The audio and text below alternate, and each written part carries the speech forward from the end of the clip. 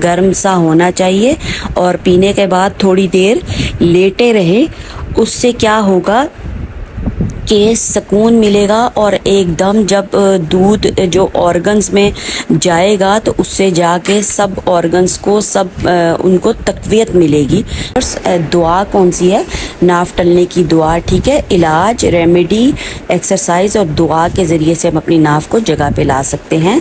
तो नाफ टल गई है तो उसके लिए ये दुआ है, ज़ालिका तख़फ़ीफ़ुम मिर रब्बिकुम व रहमत। दुआ आपने पढ़ ली होगी। और दूसरी दुआ है, अगर नाफ टल जाए तो नाफ की जगह पर शहादत की उंगली रख कर ला तादाद अदाद में आपने अपनी शहादत की उंगली रख लेनी है। और दुआ कौन सी पढ़नी है?